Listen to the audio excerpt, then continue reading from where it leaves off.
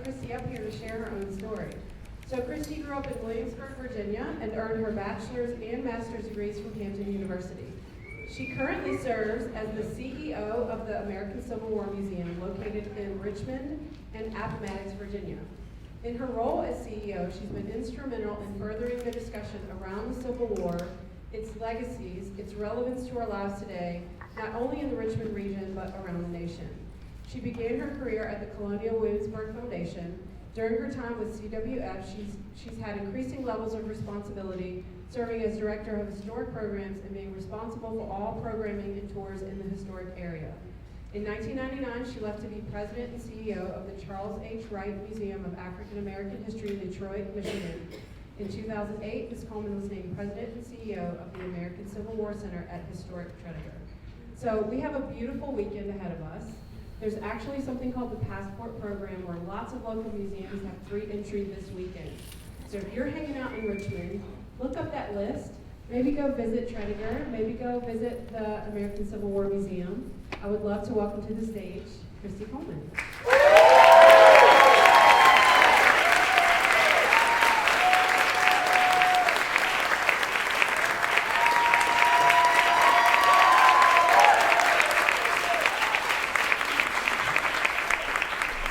Good morning. Good morning. You all are an introvert's nightmare.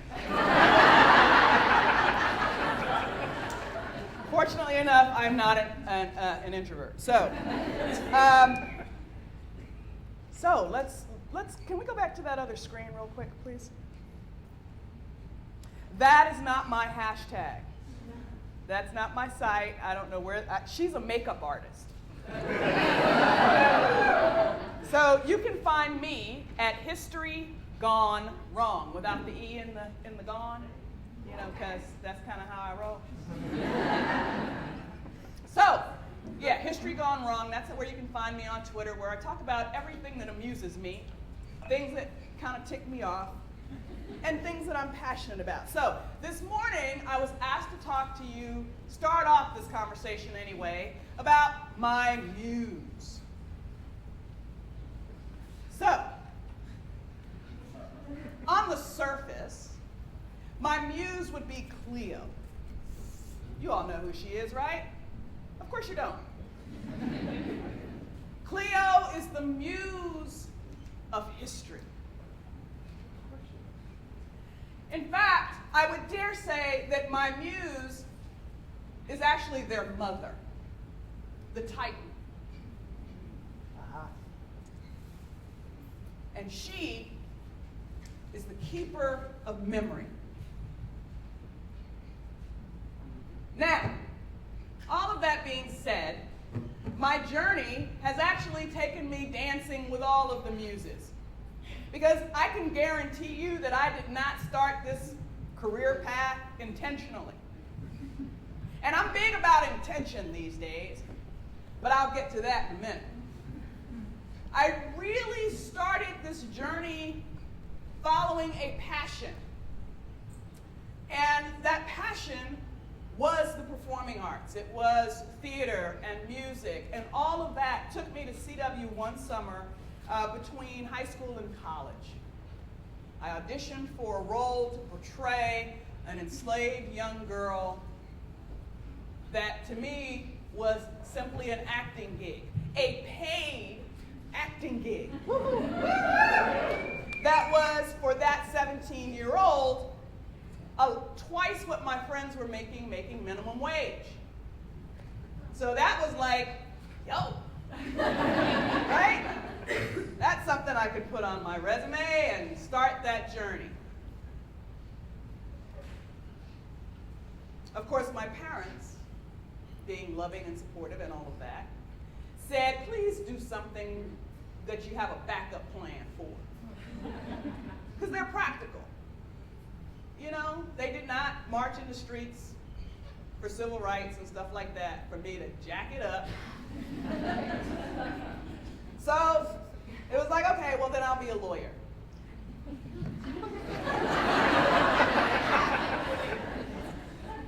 You laugh.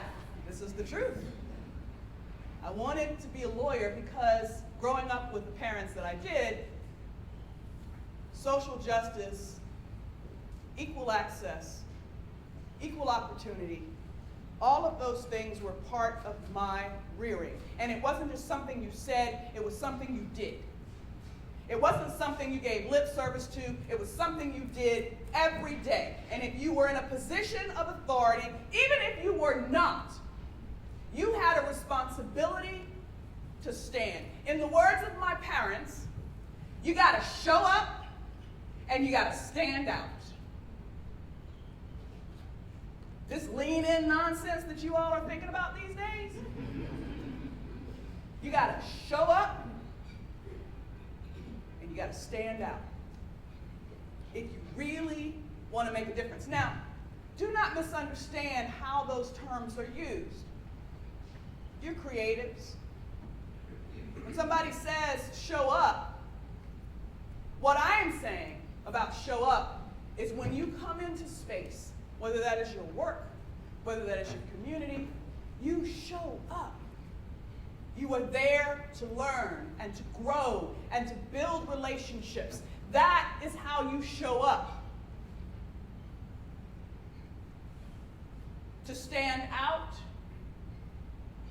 is when you choose to stand up. So, back to the story. I'm 17. I'm portraying an enslaved girl at Colonial Williamsburg.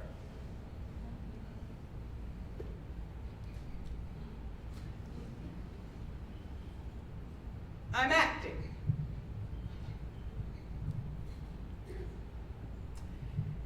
And so excited in my costume. I go out. I've got my monologue that I've spent months working with scholars on to create this monologue that was, real and strategic and I walked out there. I did my thing. People are weeping because I can make you cry in about 5 minutes. They were weeping like, "Oh my God, I didn't know slavery was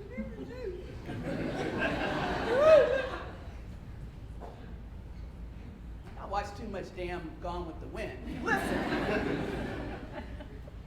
And for most visitors at Colonial Williamsburg at that time, the vast majority had no idea. Most of you sitting in this room probably have no idea that if you lived in 18th century Williamsburg, every other face you saw was black. That town was 52% black at the eve of the American Revolution.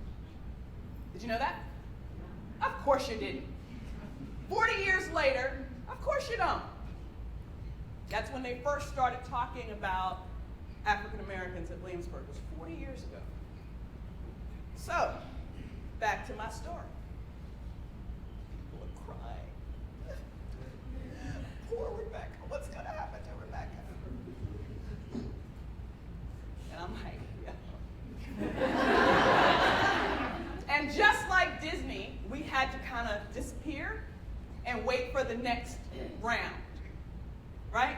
And so, because you didn't want to keep saying the same things to people standing in line. So you had to kind of, and I had my spot, so I would go and hide and wait for about 10 minutes and then come on out and do it again.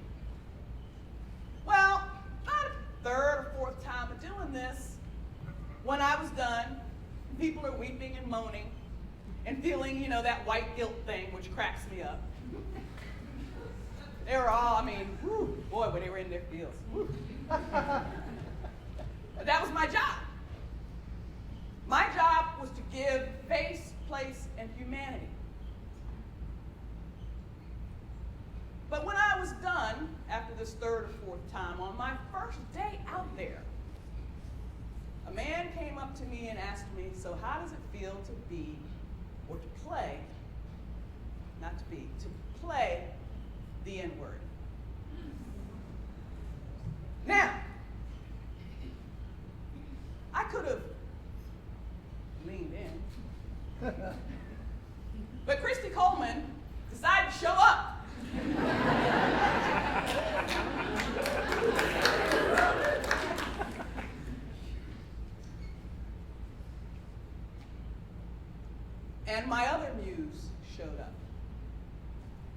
my anger. We dismiss anger as something negative. The power of our anger can be extraordinary if we channel it into the ability to show up, to stand out. And that was the first time in this massive place, in this world of history, that my anger motivated me to something else. My anger motivated me to the realization that people don't understand the history. This is the problem. This is part of the dynamic that we are dealing with. And from those early days, the thought that came to me was this: we are never going to get right with each other until we get this history right. We can no longer afford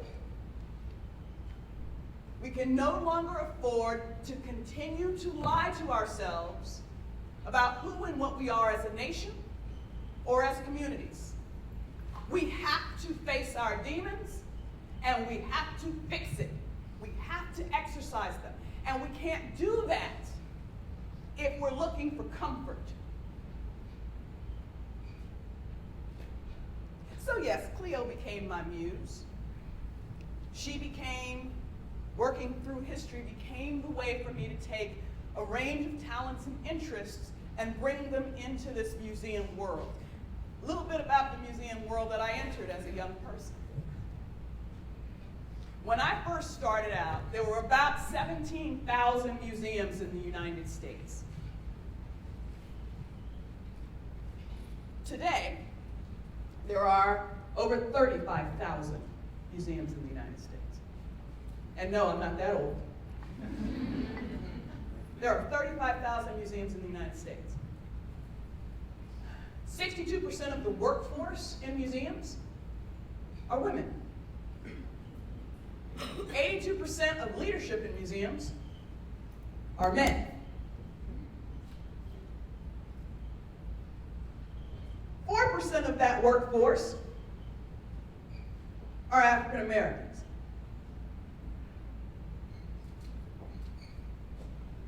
Now I'm going to really blow your mind.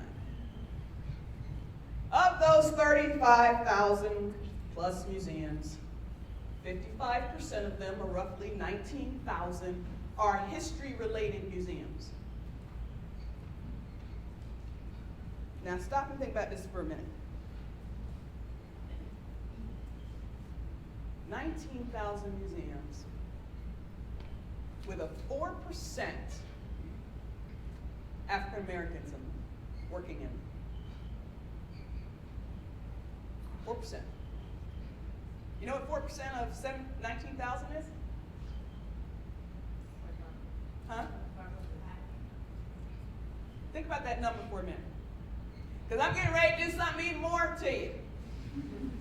So I decided, because you see I'm writing a book. For those of you who don't know, I'm actually on sabbatical from the museum for a few months so that I can write this book about leadership in museums and all that stuff. And so as I'm digging through, I'm like, I wonder how many African American women are actually leading museums. The number's less than 100 of us. Out of 35,000 museums in the United States, less than 100 are being run by African American women. 80% of those women are working in ethnic-specific institutions, i.e. African American museums, generally. There's one in the Latino museums. There's only one African American woman leading a science museum in this country. There are only 9 of us. I'm talking 20 people now. There are only 9 of us working in, oh, sweet Lord, okay, that do not work for a government entity, like the National Park Service, or the State Museum, or something like a BMFA. It's only 9. I am one of 9 out of 35,000. Actually, I'm one of 100 of 35,000 museums.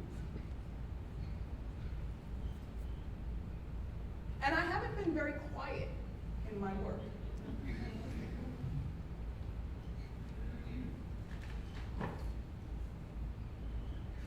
Because of my muse, my latest muse.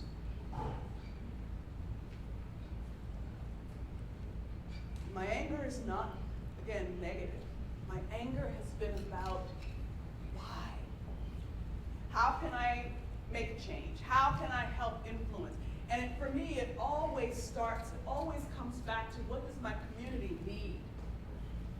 Right? It has to. In terms for me, the power of a museum is not in necessarily just what we collect. It is in how we connect. And when I came to Richmond almost 12 years ago to work at then the American Civil War Center at Historic Tredegar, I was really just, well, I had two reasons for coming. One is I had a 4-year-old and a 1-year-old, and I needed to be closer to my family for support. Because you see, here's the thing about women in leadership, is that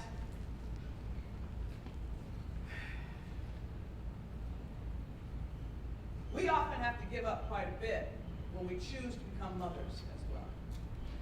That is changing, but still not quite there. Or when anyone chooses to become a parent and wants to stay home or care for their children, there is a thing that happens. But for me, I took roughly a 2-year gap after my youngest was born to just kind of relax, relate, release, and raise my children.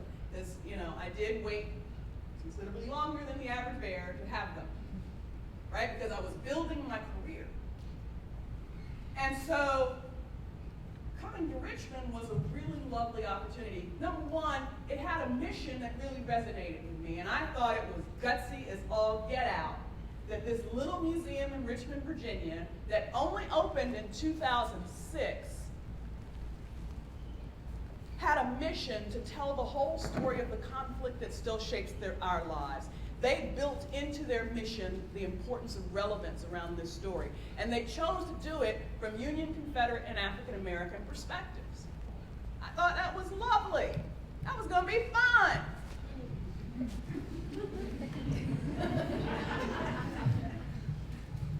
So even as smart as I think I am half the time, that was really a rude awakening. I had forgotten being out of Virginia for so long because I was up in Michigan. I had forgotten about how rabid people could be, about the Civil War. And I had forgotten about how black folk, in particular in the South, that we basically dismissed this entire period. We dismiss it because the real history was co-opted. So if you grew up in the South and you're black and you saw all these doggone statues everywhere, the freedom that was obtained was supposedly a gift shared by good white people. Completely dismissing the agency of the 4 million enslaved themselves. That made me crazy. But here was this little museum that wanted to talk about that. And I had to figure out how to connect or try to connect with the community around these stories. And so, there were people who said, to me, when I came here, it was like, Christy, you're not going to be down there long, right? I mean, truth be told, it was a career departure. For many of my colleagues thought it was a career departure because this museum was literally 10 times smaller than the last museum that I had run. But I also knew that this museum would allow me to be home every day by 5:30, 6 o'clock to make dinner for my children, which was important to me, to my children and to my husband, and to be the kind of mother and wife that I wanted to be. I knew that. And I was blessed and have been blessed with an incredible board who gets it. And when they don't get it, they don't mind when Christy Coleman shows up and stands out to tell them what's going on. And so here we are, 12 years later, right? And then this weird thing happened back in 2013. where someone that I highly respect said, what would happen if you actually merged with the Museum of the Confederates? I said, that's not about to happen. But what if? I said, well, you know, if it does happen, it would be an extraordinary thing. They have an extraordinary collection. Most people have never seen. Most of it has the capacity to tell more than the story that they've been telling. There's some really talented people that work there, and that museum, despite its name and despite the majority of its membership and its visitation, really has been a museum about the Confederacy for almost 40 years, not a museum for it. But that kind of got lost on people over time, right? So it happened. Y'all know it happened. Some of y'all are probably scratching your heads, especially if you found out that, wait a minute, one of those people is black? What? Oh, that was a hoot when I first got here. I'd go to places and say, Christy Coleman, the new CEO of the American Civil War Museum, and people go, oh,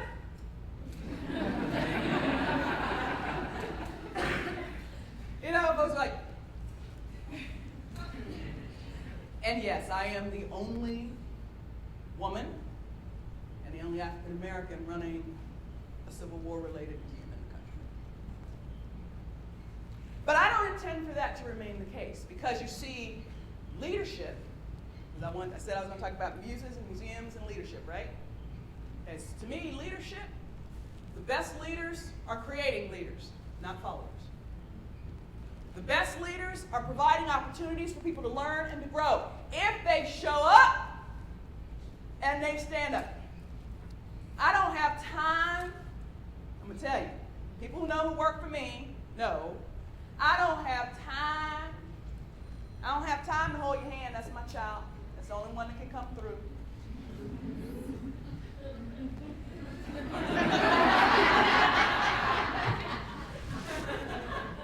My child. I put it on silent.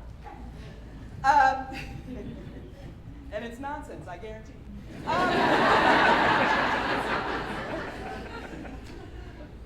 So a leader, right? The people who work for me, they know that I have expectations of them. I make them clear. This is what I need you to do, and I want you to soar. I want you to grow. What do you need? How can I help you? How can I help you do that? But here's the thing. Here's the thing. I have a general 3 strikes you're out rule, too. Because everybody is going to fuck it up.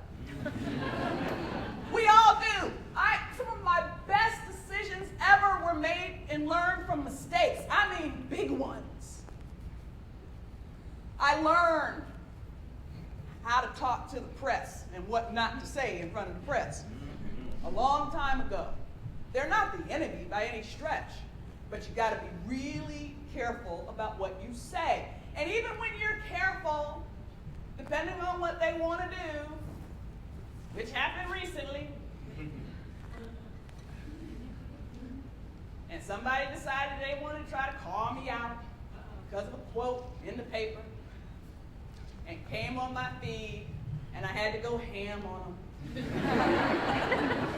Literally, even if it said what you think it said, you would have to cite a more specific reason. Right? I mean, I had to, right? I couldn't help it. It was but anyway, I digress. I honestly think, you learn, you make a mistake. All right, I'm going to help you get through it. Think about it differently this way. Go and do that again. Try it again. They do it. Third time, we're going to have a slightly different conversation, because either you weren't listening to me or you're not capable of what I'm asking you to do. So then I got to figure out how to help you improve, or how to help you make a different choice for your career. And that's not harsh. That's about training. That's about helping people succeed. If you are wishy-washy around people, if you are not able to help them be where they want to be, how can you call yourself an effective leader? If you just get off on being able to say that you're the one who makes the decision every day, you're missing the boat. If you're wanting to be the smartest person in the room, you're missing the boat. Bring the talent in. see who's going to show up and stand out and nurture that. And sometimes, and here's the other thing that we have to be mindful about as we're leaders, and even if we're people who are aspiring to leadership or business ownership or whatever, you have to remember that there are those quiet warriors too. That's why I made the comment that I did about the introverts at the start of this. A person who is introverted doesn't mean they're shy. They're processing everything internally. All of this extra is exhausting. I know because this child is that person, and I watch her navigate her spaces, and she says, God, that was exhausting. I was like, really? What happened today? Well, you know, so-and-so had such and such, and they wanted to come to the party, and I went to the party, and I'm just like, okay, so now I got to do this, and da-da-da-da-da. And she said, Mom, I was so exhausted. I'm so glad you're here. She's learning how to navigate all of that, right? But I also tell her, even as an introvert, you can show up and stand out. Because you know what you bring to the table? You bring a certain thoughtfulness, a certain observational talent. You bring to the room, you see things that others don't see because they're so busy moving. And so all of these types are valuable to the organization. You want it to grow, you want it to expand, you want these things to happen. This is where you need to think about this. If you aspire to leadership or if you are a leader. And by the way, to me, leadership isn't necessarily the title you hold. It's the influence that you wield. Doing it in positive ways to bring about substantive change regardless of your industry or your product making or your whatever it is that you do. And I have, again, found this to be true throughout my career as I'm managing and thinking about processes and people and, you know, and I'm thinking about what's the next thing? What's the next level? I'm not interested in following. I am interested in pursuing and figuring out new things. When people said, wow, this little museum in Richmond, because of who we have become and what we have done, not only for the Richmond community, but nationally, this little museum on the riverfront, and I say little because our budget's really only about $3.5 million compared to our colleagues elsewhere. Granted, that puts us in the top 50% of museums in the country, but at the end of the day, the influence that this museum has had, because you see, we did change our mission, and we did change the way that we approach the work, and we completely rethought how exhibits could be done, because I didn't want to keep seeing everything that looked exactly the same. I didn't want to keep telling the stories. And the idea originally, or the mission previously when I was with the center, where the mission was Union, Confederate, and African American, was too limiting, because guess what? This impacted a variety of peoples. So today, our mission is to be the preeminent center for the exploration of the American Civil War from multiple points of view. Civilian and soldiers and immigrant communities and peoples of color and native nations. And when you walk through our door, immediately walk in, you see all of that in front of you. The artifacts are there to help us tell and capture stories in new and unique ways. When I was meeting with and choosing the design team, you know, some of my colleagues said, well, aren't you going to do an RFP? I said, for what? Well, so that you can get the best person. I said, no, I'm going to get the best people who are good at doing RFPs. I'm not necessarily going to get the best talent. So in order for me to do that, I need to just find out from my colleagues who's doing the most interesting work around the country. That's how we started our process. Who's doing the most interesting work? And then we stopped those companies. And then we chose the 6 that we were going to invite in to talk to us. And then they got to show off at that. And what we got was, like I said, I didn't want our museum to look like everybody else's. I wanted a firm that could be a design, a fabricate, and a build, and an installer. I needed all of that because I didn't want to be bouncing around to all these different subs. That's what I wanted. And you know what I found? You know who our top 2 candidates for the choice on our final exhibit design. One was an African-American owned company out of Ohio called Display Dynamics. Amazing, amazing work. The second was a woman-owned company out of Louisville, Kentucky. Innovation all over both of their stuff. What sealed the deal for Solid Light, the woman-run company, is they had all of their media was in-house. So I didn't have to then go and get another media company to do the films and all that kind of stuff. Didn't have to do that. So they won out. And boy, did they deliver. And they said, well, tell us your vision, Christy, for the exhibition. I said, again, can't look like anybody else's. If I see tan, red, and blue, y'all know that color palette in museums? You're fired. Help us capture Fractured Nation. Help us capture all of the voices that are going to be in this space. So visitors go through and they see iconic pieces and iconic players, but then they also see the women who disguise themselves as men fighting as soldiers. They see Latinas. They see Cherokee and Creek and Seminole Nation peoples who aligned either with the United States or with the Confederacy. They see the range of free black folks, the 200,000 black men who will end up serving in the United States Color Troop. They see the faces of Chinese Americans who were living out west, deciding to come in and fight to help preserve the Union. They will see faces they have never heard or seen associated with the American Civil War.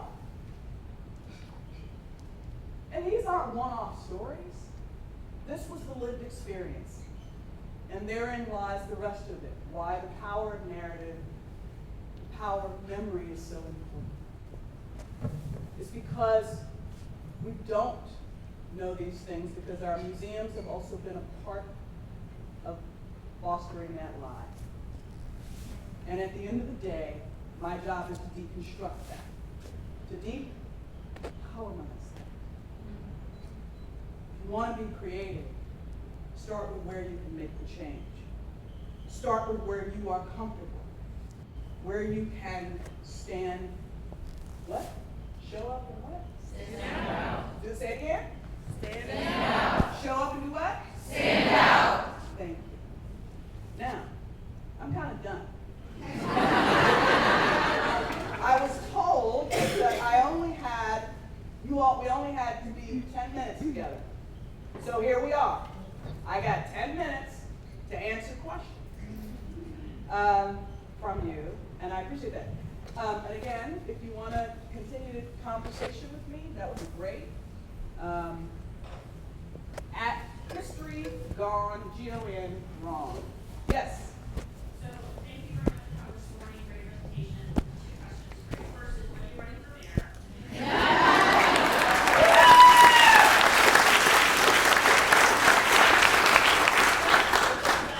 Research around the water attitude really needs to go along downtown.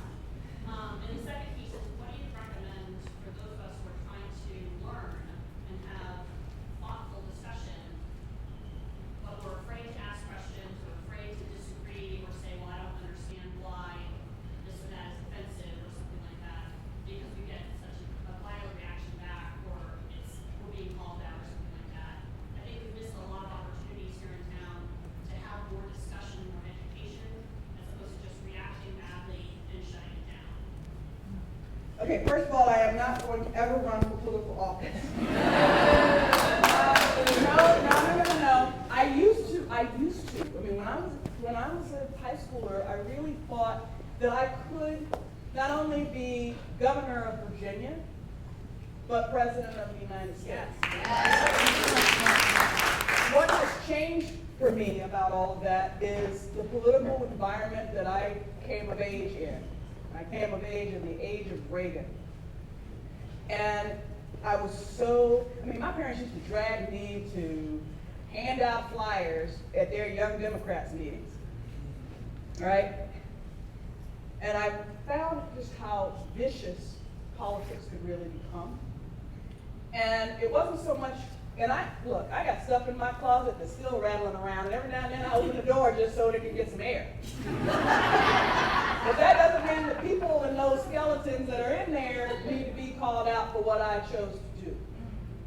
And that was the predominant reason why I chose no. That's not the career for me. That's not where I'm going to have the most impact. If I can inspire somebody else, absolutely. Now, the follow-up question about where to go, where to learn, where to read. I would say that you have to do your homework. And I'm going to say this as lovingly as possible. This is to all of the white people in the room. People of color do not owe you an explanation about their anger. We do not owe you to have to be able to help you navigate your stuff. That's your job and each other's job to get out there and learn. This is not a hostile response. This is absolutely telling you, you got to take care of you. Y'all got to inform yourself about where this stuff went off the rails. Because the idea that this is somehow new, we've been holding on to it. We've been told. I can guarantee you, there's not a black woman in this room who is not constantly aware when she's in a public space to manage her passion, to manage her anger, lest she be viewed stereotypically and shut down, where her voice can be shut down. That was a lesson I was taught pretty early, but at the same time, my mother never followed that rule. And so I saw that anger could be righteous. But it doesn't mean attacking, but it can be righteous and rightful. So my comment on that is, do your homework. There is lots of material out there. If you looked up anti-bias, or you look, hell, one of the top selling New York Times books right now by Dr. Zindi Brahim, help me, I'm missing his name. Anyway, it's called How to Be Anti-Racist. It's an amazing book, right? So I think, help each other and talk through stuff with each other, and then come to the conversation with us, because we're tired. We understand you all very well because our survival has depended on it. Yours is not dependent on knowing who we are as people of color. And it's not just black people, it's other peoples of color. You with me? Great. Next question. Yes, and I will repeat if you guys don't hear. Okay. Oh, you're going to give me a different microphone. That's not good. Thank you, I appreciate it. Yeah, I'll repeat. There was somebody else over here, I thought. Yes? You're clearly an amazing woman. Thank you for your many contributions. I'm curious to know from you, what is your most proud accomplishment? Okay, so the question is, and thank you for the flattery. The question is, what am I most proud of? My most proud accomplishment.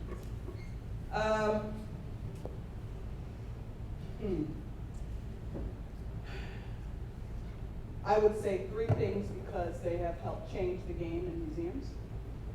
The first one was back in 1994, when as a new director at Sloan & Williamsburg, I decided that we should go ahead and show an estate slave auction. And the result of that, even though there were people who were, what is Williamsburg doing? Oh my God, right? It became an international thing. And what the result of it, though, is that colleagues around the country who were working at plantation or presidential sites or just sort of 18th, 19th century history sites said, Jesus, if they can do that, we at least need to get serious about talking about the African American experience on these sites. That was one of my most proud moments. In the age of Trayvon Martin, I am most proud of the fact that my son and my daughter are still alive and believe in themselves in the midst of their fear. They still have hope. Even if they don't have the sense to know not to call me. So those right now, and I'm not done here in Richmond, so I can't say that, it's a proud accomplishment. At one point I thought, hey, this is pretty cool, because after, before the merger, I was like, yo, turn this little place around. We've grown attendance by 85%. My budget is in the black, and I'm doing this, and we're doing this, and more people are coming, and da-da-da-da-da. And I was like, yo, this is great. And then the merger happened. So I'm proud that we've been able to come, we're now 6 years in, almost 7 years in to that, when we first started those negotiations and conversations, because 90% of museum and nonprofit mergers will fail. So, and I had to lay out a plan and a strategy to make sure we did. So I'm really proud that we're still here 6 years after the merger. Yes. Yeah, Carl. Hi, Carl. So my question is, around conversations, what questions should we be asking each other among diverse groups in order to inspire change as a community? The question that you should be asking each other is our workplace really welcoming to you? Because you see, diversity by itself means nothing. It's just shading the room. If you're not working at really making sure that voices in that room are being heard and various points of view are being heard without hostility, without silencing, that could actually help you grow, because that perspective that that person is going to bring, whether through their life experience or their work experience, that you are dismissive of it, or you go, oh, that was interesting, thanks for sharing, and then you keep going around them, that creates really a hostile environment for the real creativity that you claim to want. When you see people talking over women or people of color in the space, let it be known. One of the most amazing moments I had recently, this happened recently, I was up in New London, Connecticut. I was giving a speech at the U.S. Coast Guard Academy, which is really going through some interesting things. All of the academies are, right? So I was invited to come up there and speak for a couple days, and of course the faculty and all that want to get together and have dinner, and they want to do that kind of stuff. So we're sitting around drinking bourbons and having dinner, and so a question was asked of me, and I had to think about it for a minute, and before I could respond, somebody else decided he wanted to step in and speak for me.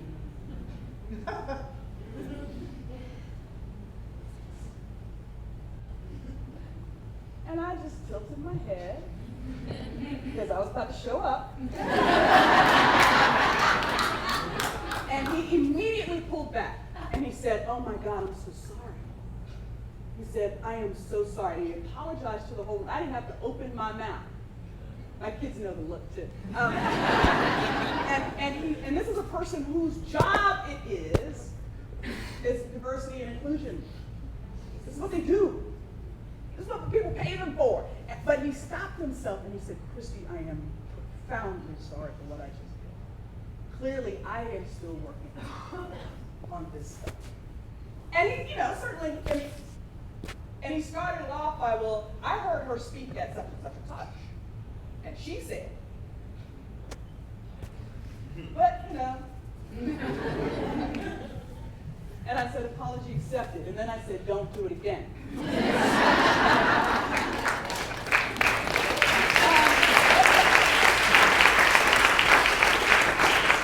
Yes. First, I'll take that for a second. Okay. Just because I want you to hear this. Has anyone been to the museum since it's been redone? Yes. That's a lot of you who haven't. I'm telling you, it is fabulous. You talk about it being a small space. You've made it much bigger than what it is. I will say that.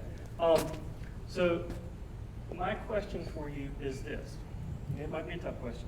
You talked about giving African Americans, women, people of color, and making sure you're not basically stepping on their toes. Mm-hmm. Do you feel like that needs to be level no matter what? You don't want to have some sort of advantage of people giving you more time, more opportunity, but a level. What do you say to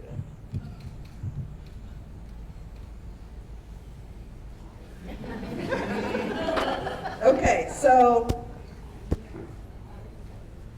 I think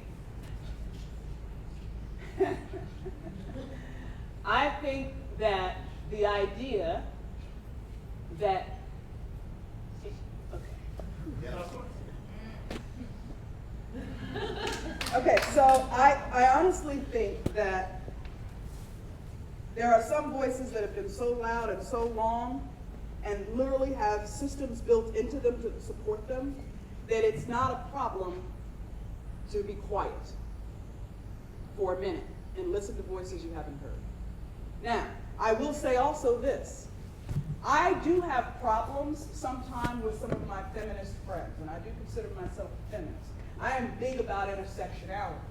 But I'm also recognizing that one of the problems that often exists in that is that when people talk about having accessibility or trying to go into leadership or trying to do this, that, and other thing, and they speak it. I mean, a colleague just said it the other day because they just announced recently announced that the Smithsonian now has another woman who's been appointed as a director of one of its museums, and this colleague said, "Woohoo! We are taking over." So for me, the problem is I'm not interested in taking over. I'm really not. I'm not interested in taking over anything. What I'm interested in is equal access and equal opportunity, because one is a power dynamic. And I understand how power dynamics can work. But at the end of the day, if power is what you're chasing, you will be a horrible leader. Guaranteed. You can dress it up. You can slap that lipstick on the pig. But I just, no. And I do think that it's, listen. Well, I want to talk too. I want people to hear my voice too. Shut up! For once, just be quiet and listen to what you haven't heard in the space. Because that's what's happening sometimes. And I know people are angry and frustrated and they're like, oh, we all should have a voice and we should be this and I'm not the enemy and I'm this and that. Stop talking. Pay attention. Trust me, it'll be a far better work environment. And, I gotta say, my work environment is not perfect. I've tried to create these things for people in our space. I know that there are individuals that frustrate me and that I frustrate them. There's some of my staff who's like, well, is she gonna tell us exactly what she wants us to do? Nope. I want you to figure that out. I am giving you the reins to figure it out. And that's frustrating for some people. Here is your box. Go do your thing. Go talk to somebody new. Figure it out. And for some of my staff, that's complete. They just can't handle it. And for me to get into the weeds of your details makes me nuts. But it does. I mean, I'm just being honest. I know what kind of leader I am. I've been through insights. I've had my insights profile. I know exactly what kind of leader I am and what motivates me and what keeps me going. But I also know that we have to have that conversation. So we have to give each other the space. So the people on my team who are like that, I will give them like that one or two opportunities. Just pick one or two things that are details that you want to talk about. Don't tell me about your whole strategic plan, how you're going to get X, how you're going to change your toilet paper. Just do it. Make it happen. Show me what you're working with. Show up. Stand up. Thank you.